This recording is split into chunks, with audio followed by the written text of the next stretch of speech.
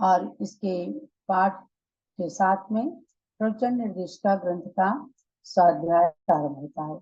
सर्वज्ञो वीतरागोरहन् श्रेयो मार्गस्य शासका नमस्करोमि तं भक्त्या सपुष्यात् मे समीहितम्। सर्वज्ञ वीतरागी और हितोपदेशी भगवान जिनेंद्र को अनंत भगवान को भक्ति पूर्वक नमस्कार करके अपने मनोरथों को सफल करने की भावना से ये मंगलाचरण किया गया है और इसका सार्थक नाम है प्रवचन निर्देशिका, यानी प्रवचन की कला को सिखाने वाला ये ग्रंथ है। कल आपने प्रथम अध्याय प्रवचन पद्धति के बारे में जाना कि सर्वप्रथम समान रूप से प्रवचन करने का अधिकार दिगंबर जैन संत में आचार्यों को है, जिन्होंने आचार्य श्री गुणभद्र स्वामी के द्वारा कथित गुणों को अपने अंदर समाविष्ट किया हुआ है। ऐसे महान आचार्य मुनि अथवा आरिका माताएं इस प्रकार के प्रवचन को करने में दक्ष पटु होते हैं, तभी प्रवचन सुनने वाले का हृदय आह्लादित होता है।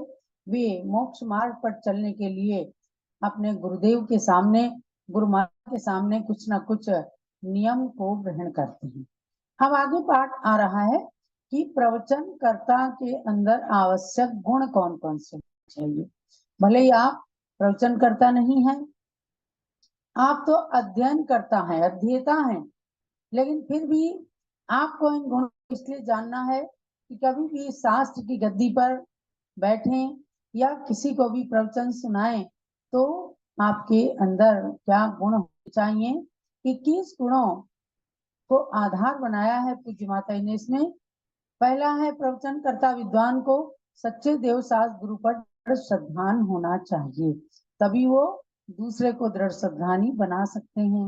नंबर 2, चारों अनुयोगों का स्वाध्याय करके उसका तत्स्पर्शी ज्ञान होना चाहिए, अन्यथा फिर बाहर की अद्वा तद्वा कहानी कथाएं कह करके लोगों का मनोरंजन तो कर सकते हैं, जिनवाणी का रहस्य नहीं बता सकते। नंबर 3, कम से कम 5 अणुव्रतों का पालन, सप्त व्यसन, रात्रि भोजन और अभक्ष्य भक्ष्य का त्याग अवश्य होना चाहिए। पर्व के दिनों में शुद्ध भोजन करने वाला तथा कुलीन और शीलवान होना चाहिए। ये प्रवचनकर्ता के गुणों को बताया, क्योंकि आप खावे काकड़ी दूसरे को देवे आखड़ी, ऐसा कभी होता नहीं है। इसलिए स्वयं में मुख्य रूप से पापों के त्यागी, सप्त व्यसन के त्यागी होंगे, अणुव्रत के पालन करता, अष्टमूल गुणों के पालन करता होंगे, तभी वो दूसरों को वैसे उपदेश देने के अधिकारी बन सकते हैं। आगे का नियम बताया है, गुण बताया कि नित्य ही देव पूजा, गुरु भक्ति आदि करने का होना चाहिए। कम से कम देव दर्शन का नियम तो अवश्य ही होना चाहिए। कई लोगों को ऐसा देखा जाता है, मंदिर कभी नहीं जाते, केवल प्रवचन करता के रूप में समाज में जा करके और लोगों का मनोरंजन कर देते हैं, या पर को केवल उपदेश देना जिनका कार्य होता है। कम से कम भगवान के दर्शन करने का उस प्राणी को, उस प्रवचनकर्ता को, विद्वान को जरूर नियम होना चाहिए। ये बात आज के परिप्रेक्ष्य में लिख रही है पूज्य माता जी। स्वाध्याय प्रेमी, शांत चित्त और गंभीर होना चाहिए। पूर्वाचार्यों के ग्रंथों को साक्षात भगवान की वाणी बताते हुए उन ग्रंथों के प्रति और उनके रचयिता आचार्यों के प्रति सभा में श्रद्धा का स्रोत प्रवाहित कर देना चाहिए। अर्थात भगवान के प्रति, जिनवाणी के प्रति और जिनवाणी यानी ग्रंथ के रचयिता के प्रति खूब श्रद्धा की भावना होनी चाहिए। क्योंकि अगर आचार्य कुंद कुंद स्वामी के समय सार, नियम सार, प्रवचन सार, रैंट सार आदि को पढ़ते हैं तो हम उनकी एक एक बात पर, उनके एक एक शब्द पर श्रद्धान रखें और उन गुरुओं के प्रति बहुत ही विनम्र भाव रखें कि ऐसे परम उपकारी गुरुदेव ने हमें ये ग्रंथ रच करके दिया है। तो सभा के अंदर भी उन आचार्यों के प्रति, शास्त्र के प्रति ऐसी श्रद्धा भर दें लोगों के अंदर कि उस ग्रंथ को एकदम पढ़ने का मन कर जाए। कैसा है वो पद्म पुराण, कैसा है वो समाचार, कैसा है वो रत्नकरण शावकाचार, तो उसको पढ़ने का मन के अंदर भाव उत्पन्न हो जाए, ऐसा प्रवचन करता होना चाहिए। उसके ये गुण होने ही चाहिए। नंबर 7 पर बताया है चारित्र की दुर्लभता और उपाधि का वर्णन करते हुए वर्तमान की चारित्रधारी त्याग व्रतियों के प्रति श्रद्धालु बनाते हुए श्रावकों को उनकी भक्ति करने का व शक्ति अनुसार देश चारित्र ग्रहण करने की प्रेरणा देनी चाहिए। ये बहुत बड़ी आवश्यकता है, वरना उन कुंद कुंद स्वामी आदि की बातों को लेकर के प्राचीन आचार्यों के तो चित्र या मूर्तियां दिखा देते हैं, लेकिन वर्तमान के संतों में श्रद्धा नहीं करते। ये गलत बात है। जो हमें सामने दिख रहा है, जिसके लिए कुंद कुंद स्वामी ने कहा कि पंचम काल के अंत तक सच्चे साधु होंगे, तो ये मान करके उन चारित्रधारियों के प्रति स्वयं की विनय हो, दूसरों को विनयी बनाए, दूसरे को उद्दंड नहीं बनाए। क्योंकि आज ऐसा देखा जाता है हमारे ही समाज में, उनको स्थान दिया गया प्रवचन करने के लिए, तो हमारे ही संतों के प्रति वे अश्रद्धा की भावना भरने लग गए और लोगों को दूसरी तरफ मोड़ करके साधुओं से उनको अरुचि पैदा कराने लग गए। तो ऐसा नहीं होना चाहिए। यदि सच्चा प्रवचन करता है, श्रावकों में उन आज के संतों के प्रति खूब श्रद्धा की भावना भरेंगे और उनको कहेंगे आप अपनी शक्ति के अनुसार अणुव्रत, चारित्र, अष्टमूल गुण आदि को जरूर जरूर धारण करें। तो आप देखते होंगे जिस संत को कुछ भी नहीं आता, लेकिन अगर उसके एक शब्द भी सुन लेते हैं या उनके पास आहार भी देने के लिए जाते हैं, तो लाइन लग जाती है कि हमारे संत इतने त्यागी हैं, तो कम से कम हम उनको आहार देने के लिए रात्रि भोजन का तो त्याग कर दें, कंदमूल का तो त्याग कर दें, शाकाहारी तो पूरी तरह से बन जाए। ऐसा प्रवचन करता विद्वान का गुण इसमें प्रकट किया गया है। निश्चय ने और व्यवहार ने के विषय को सही समझाकर व्यवहार कहाँ तक उपादेय है और निश्चय कहाँ से प्रारंभ होता है, इस पर विशद प्रकाश डालना चाहिए। पहले तो व्यवहार और निश्चय ने के बारे में जान ले। व्यवहार ने क्या है, निश्चय ने क्या है। जो आत्मा के शुद्ध स्वरूप का प्रतिपादन करता है वो है निश्चय ने। व्यवहार ने श्रावक और यति मुनि धर्म की प्रक्रिया को बताता है कि आज संसार में रह करके हमें पापों से दूर रहकर पुण्य की ओर प्रवृत्ति करना है। तो हमें ये बताना है कि छठे सातवें गुण स्थान तक व्यवहार ने का पालन करके चारित्र को धारण करना है और उसके बाद से नए प्रारंभ होता है, अर्थात आत्मा की वीतराग परिणति तभी जाकर के होगी जब व्यवहार ने का पालन करके और चारित्र को धारण करेंगे। उन मुनियों ने जिन्होंने चारित्र को धारण किया, छठे सातवें गुण स्थान में रहे, उन्हीं के अंदर निश्चय में रमने की शक्ति आई। चाहे वो 700 मुनियों का आप उदाहरण ले ले, जिनके ऊपर हस्तिनापुर में उपसर्ग हुआ, अग्निकांड का उपसर्ग हुआ।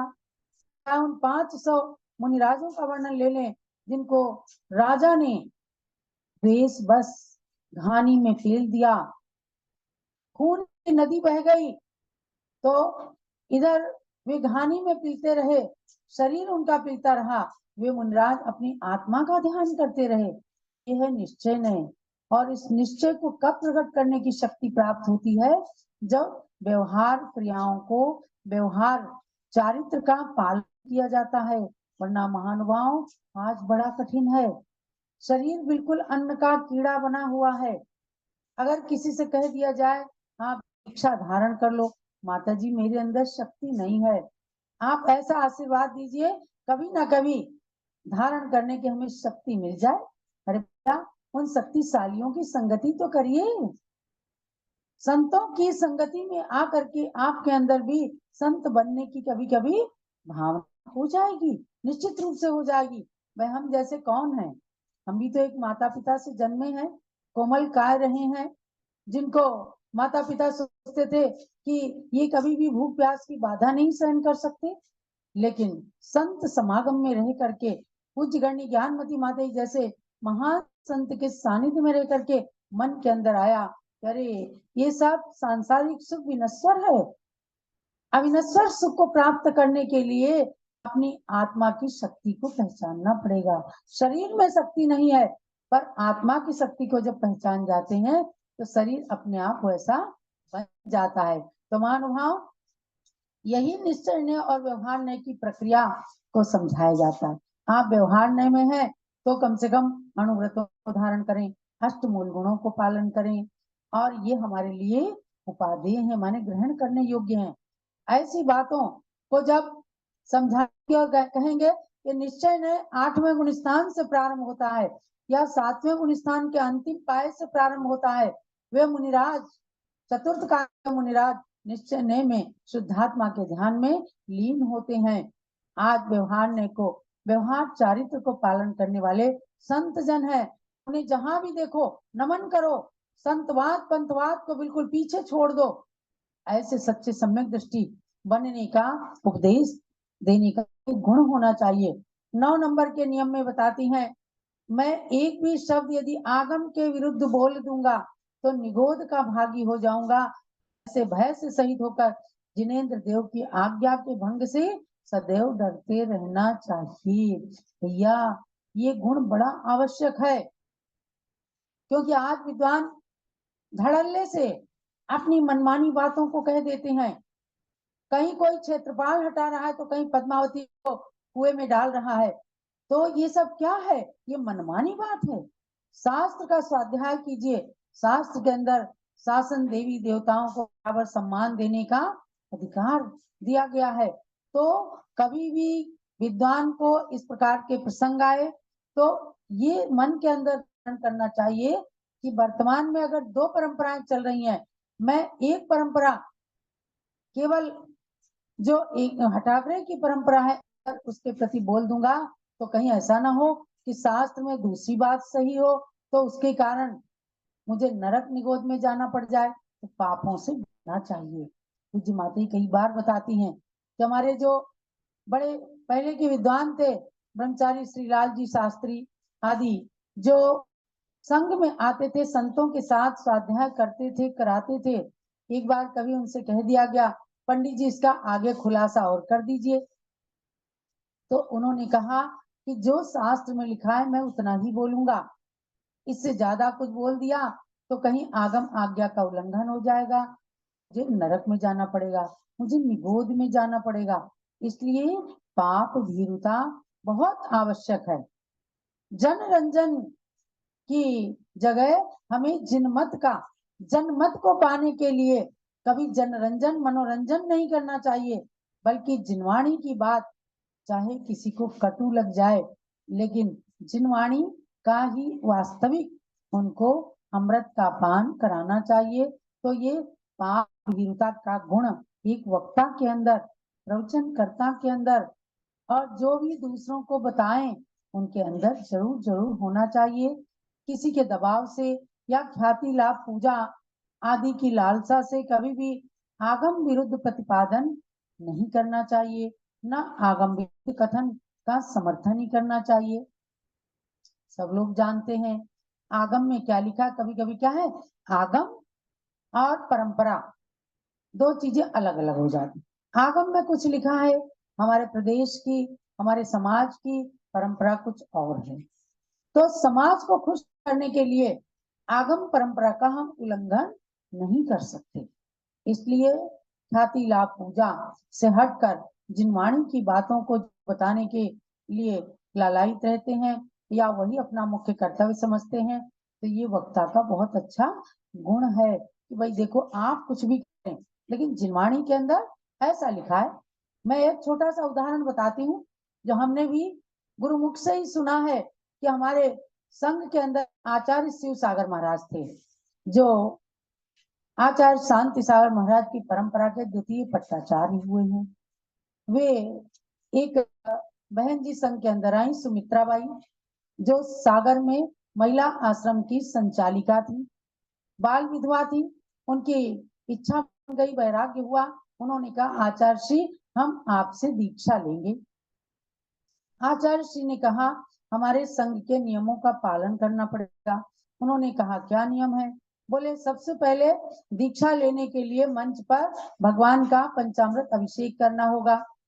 सुमित्रा बाई ने कहा कि महाराज हमारे यहाँ कभी कोई करता ही नहीं है, कोई महिलाएं नहीं करती हैं, हमारे बुंदेलखंड के अंदर, मध्य प्रदेश के अंदर ये परंपरा नहीं होती। महाराज ने कहा देखो ये प्रांतीय परंपरा हो सकती है, लेकिन हम आगम की परंपरा से बंधे हैं। यहाँ जो कोई परंपरा का, आर्ष परंपरा का पालन करेगा, हम उसी को दीक्षा देंगे। अब बड़ा ऊहापोह हुआ उनको। तब उन्होंने जो उनके गुरु माने जाते थे डॉक्टर पंडित पन्नालाल जी साहित्याचार्य, बहुत सारे लोग आज भी उनसे परिचित होंगे। पंडित पन्नालाल जी के मुख से भी मैंने स्वयं ये बात सुनी है।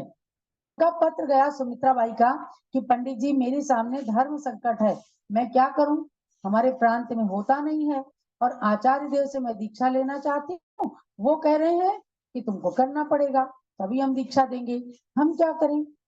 पंडित जी चूंकि आगम के ज्ञाता थे, उन्होंने कहा बाई, चिट्ठी लिख करके सुमित्रा बाई को दिया, बाई जो गुरु कह रहे हैं उसको करो, आगम के अंदर आज्ञा है, प्रांत में परंपरा नहीं है। बस इस बात को सुमित्रा बाई ने गांठ बांध ली और उन्होंने दीक्षा ली आचार्य शिव सागर महाराज से। वो बनी आर्या विशुद्धमती माता जी। मैं कभी उनके पास जाती थी, प्राय जाना होता था और वे हमें बताती थी। कट्टर आगम परंपरा की पोषक हुई हैं।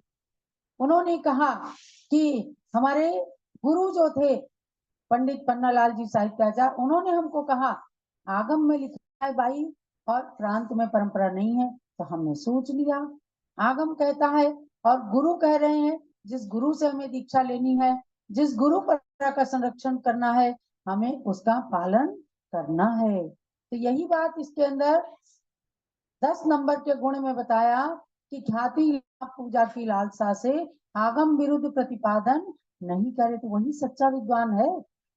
तो ऐसे आगम विरुद्ध कथन का समर्थन नहीं करें। वे विशुद्धमती माता जी खूब आगम परंपरा की पोषक रही हैं, चाहे वो जाति पाति की बात रही है, चाहे आर्य पूजा की बात रही है। जब भी कुछ ऐसा प्रकरण उठा, उन्होंने बड़ी अच्छी किताब लिखी, आरिका आरिका है, श्राविका नहीं। अर्थात उन्होंने मूलाचार आदि ग्रंथों का खूब अच्छा अध्ययन किया, गुरुओं से ज्ञान को पाया। ज्ञानमती माता जी ने भी उन्हें तमाम अध्ययन कराया और आगम की घूंटी को पी करके उन्होंने भी आगम परंपरा का सदा सर्वदा संरक्षण किया। ये गुण, हाँ, कुछ ज्ञानमती माता से खूब अध्ययन किया है उन्होंने। तो ये ज्ञानमती माता जिसको भी ज्ञान की घूंटी पिला देती हैं, समझो वो आगम परंपरा का कट्टर संरक्षक हो जाएगा। हम लोगों के सामने भी ऐसे प्रश्न आते हैं, तो हमने चूंकि 55 साल से बराबर वह घूंटी ज्ञानमती माता के द्वारा पान किया है, तो उसी का हमेशा पालन करते हैं। तो आज के विद्वानों को भी ये जरूर इस नियम का पालन करना चाहिए कि हम प्राचीन विद्वानों की परंपरा का परिपालन करें। आज प्रोफेसर डॉक्टर विद्वान बन गए हैं, तो प्रोफेशनल हो गए हैं, तो ऐसे प्रोफेशनल नहीं बनना है। जब जिनमानी की बात करें तो जिन मत की ही बात करें, जन की ओर नहीं जाना है। इसलिए विद्वानों के लिए इस गुण को जब पूज्य माता जी ने सन 1978 के शिविर में रखा, तो उन सब ने नियमों को पालन करने के लिए पूरा संकल्प किया था, नियम लिया था कि हम आगम विरुद्ध कोई भी बात नहीं बोलेंगे।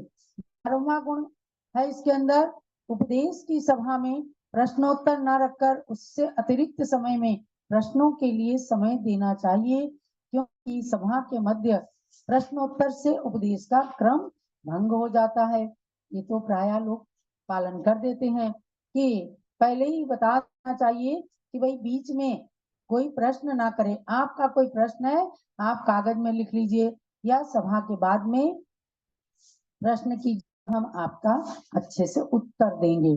क्योंकि बीच बीच में कोई भी प्रश्न करते हैं तो उपदेश का क्रम भंग हो जाता है, वक्ता अपने विषय से हट जाता है।